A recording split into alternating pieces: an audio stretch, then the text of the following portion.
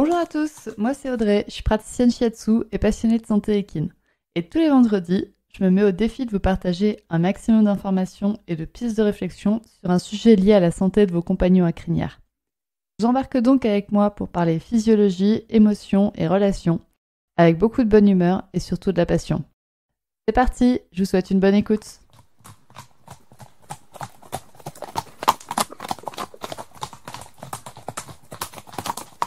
Bonjour à toutes et bienvenue sur ce nouvel épisode du podcast Murmuricain.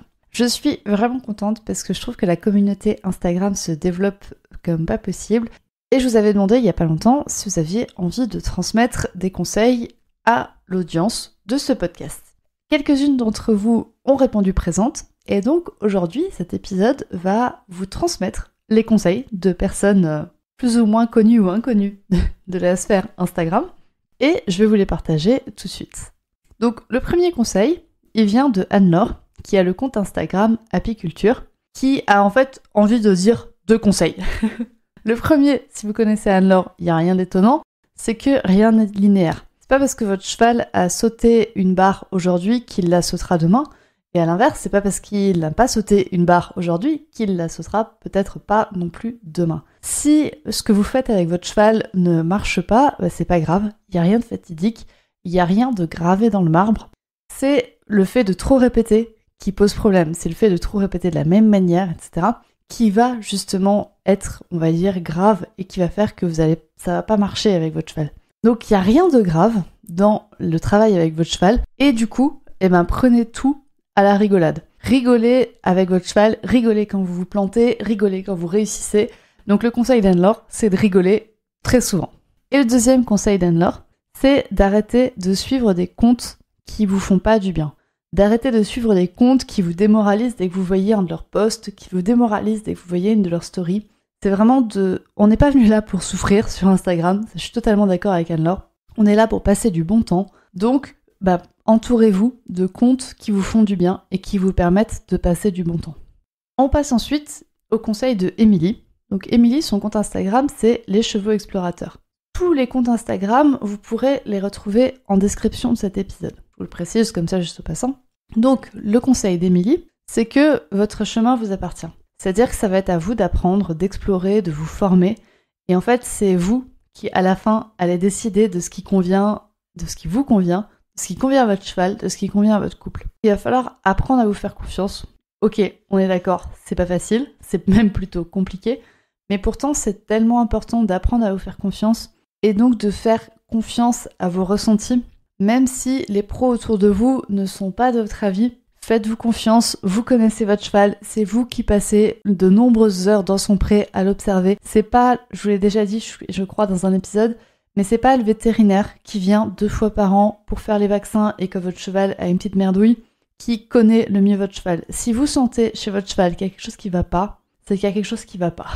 C'est qu'il y a quelque chose qui va pas et donc en général il va falloir creuser. Il faut vous faire confiance et des fois un petit peu violence quand même pour affirmer cette confiance en soi et cette confiance dans vos instincts et cette confiance dans votre cheval. Si vous sentez qu'il y a quelque chose qui va pas, insistez auprès des professionnels qui vous entourent en disant « mais ça, c'est pas normal, mon cheval était pas comme ça, mon cheval est pas comme ça normalement. » Donc, il y a quelque chose qui va pas chez lui et il va falloir trouver ce qui va pas pour l'aider. Et c'est là où vous allez aussi devoir, apprendre, vous former et vous faire confiance. Ensuite, on a le conseil de Victoria. Donc, son compte Instagram, c'est Vic et Gric. Vous le retrouvez aussi en description de cet épisode. Et le conseil de Victoria, il est relativement en lien avec celui d'Émilie. Parce que pour Victoria, ce qui lui tient à cœur, c'est de croire votre instinct. Donc ça rejoint ce que Émilie a dit, et aussi de pas avoir honte de la situation dans laquelle vous êtes. On galère tous, c'est jamais tout beau, et c'est ça qui est la beauté de la situation, c'est que on galère tous, et on a tous envie que nos chevaux aillent bien, et donc on va tous chercher du mieux qu'on peut à aider nos chevaux, et c'est le chemin qui est plus important que la destination. Donc si votre cheval va pas bien, n'en ayez pas honte. Si votre cheval va bien, n'en ayez pas honte non plus. Et ça rejoint un peu le conseil d'Anne-Laure de montrer ce que vous voulez sur les réseaux sociaux et de vous entourer de ce qui vous plaît sur les réseaux sociaux. Et encore une fois, je vous le répète, vous n'êtes pas obligé de tout montrer sur les réseaux sociaux. Vous avez le droit de garder votre jardin secret, de garder le jardin secret de votre cheval. On a ensuite le conseil de Luca. Donc son compte Instagram c'est lililo78.d. et qui est d'apprendre à relativiser et de s'entourer des bonnes personnes. Et là, je la rejoins totalement parce qu'il y a des fois, il faut voir aussi le verre à moitié plein et pas le verre à moitié vide. Surtout qu'il y a certains propriétaires de chevaux qui sont très champions pour voir les 10%, même les 5% du verre vide, alors qu'il y a 95% du verre qui est plein. C'est-à-dire que des fois, vous avez vraiment l'impression que ça va pas pour votre cheval, mais pour autant, lui, il est en forme. Donc, il peut y avoir des choses qui vont pas. Donc, c'est-à-dire qu'il va y avoir des alertes, mais pour autant, votre cheval va bien. Et en fait, là, ça va vraiment être de prendre en compte l'état global de votre cheval. Comment il va? Comment il se porte? Est-ce que vraiment, lui se considère comme malade ou pas? Aucun de nous n'est parfait. Aucun de nos chevaux n'est parfait. Tous nos chevaux ont leurs défauts physiques et émotionnels. Et nous aussi, les humains, on a nos défauts physiques et émotionnels. Et pour autant, il y a des fois, on vit très bien avec. Et ça ne nous empêche pas du tout de vivre. Donc, il y a des fois, c'est très bien de savoir quand son cheval est malade. Mais il y a des fois, il faut aussi relativiser et se dire qu'en fait, notre cheval, il se considère, lui, pas comme malade. Nous, on le considère comme malade, mais lui, il se considère comme allant très bien. Et donc, profitez de vos chevaux. Et là, on retombe sur le conseil d'Anne-Laure au tout début, qui était de rire de tout, de passer du bon temps avec vos chevaux, et apprenez vraiment à passer du bon temps avec eux. Apprenez à être là, présent avec eux, à jouer, à vous amuser, à voir que les choses vont bien, à voir que votre cheval progresse, que votre relation s'affine, même si quelque chose ne va pas. Comme dit, votre relation s'affine, votre échange s'affine, votre dialogue devient de plus en plus clair aussi dans ces situations de conflit. Donc vraiment, apprenez à relativiser et apprenez à voir le verre à moitié plein, voire plus que moitié plein.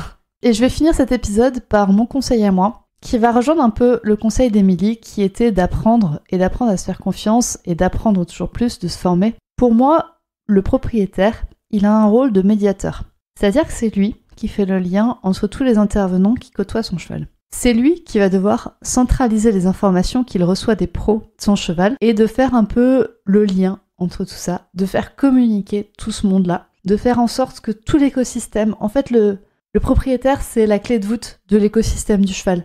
C'est lui qui peut faire en sorte que tout aille bien. Et donc vous, en tant que propriétaire, pour moi, vous avez un énorme rôle de pilier central pour votre cheval qu'il va falloir accepter.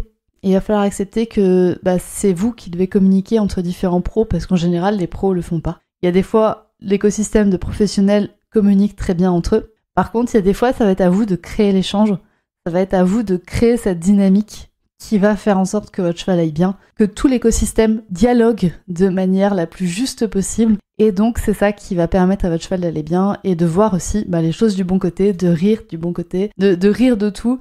Je suis vraiment hyper en accord avec tous les conseils qui ont été donnés par ces 4 personnes et je me retrouve dans chacun d'eux. Je pourrais tous vous les donner, je pourrais tous vous les répéter. Donc, si vous avez un épisode à réécouter de temps en temps quand vous avez besoin d'un conseil général, ce serait celui-là, ce serait cet épisode. Donc, de prendre les choses du bon côté, d'apprendre, de vous former, de vous faire confiance, de faire confiance en votre cheval, de vous entourer des bonnes personnes et de faire communiquer ces personnes entre elles. Tout en relativisant et tout en passant surtout du bon temps. Si vous passez pas du bon temps avec votre cheval, je vous renvoie vers l'épisode 11 de ce podcast qui est consacré à la vie avec un cheval qui est malade ou qui est blessé à long terme. Je vous envoie vers cet épisode parce que j'avais conçu cet épisode justement pour vous remonter le moral. Donc l'épisode là sur les conseils vous a peut-être mis le moral à 0, mais l'épisode sur comment vivre avec un cheval malade va vous remonter le moral, je l'espère. Et si c'est pas le cas, venez me le dire. Si vous avez aimé cet épisode, vous pouvez aussi venir me le dire. Si vous avez des conseils à transmettre à la communauté murmuricain, vous pouvez venir me les donner en message privé ou les partager en story Instagram et je me ferai un plaisir de repartager vos conseils que vous souhaitez donner. Je vous dis à très bientôt pour un prochain épisode. Bonne journée! Et voilà, c'est la fin de cet épisode du podcast Murmuricain. J'espère que cet épisode vous a plu. Si c'est le cas, n'hésitez pas à venir me le dire sur Instagram ou par mail. Vous pouvez aussi partager l'épisode à une personne qui veut en apprendre plus sur les chevaux. Et si vous avez envie de soutenir un média qui a comme ambition de propager le savoir au plus grand nombre et ainsi d'améliorer la vie de nos compagnons à crinière, vous pouvez le faire dès aujourd'hui en faisant un don sur le compte Tipeee du podcast Murmuricain. Je vous laisse donc le lien de mon compte Tipeee dans la description de cet épisode et je vous remercie au plus profond de mon cœur si vous m'aidez dans le projet fou de ce podcast qui est de rendre le savoir équin toujours plus accessible pour tout le monde. On se retrouve vendredi prochain pour un nouvel épisode. À bientôt!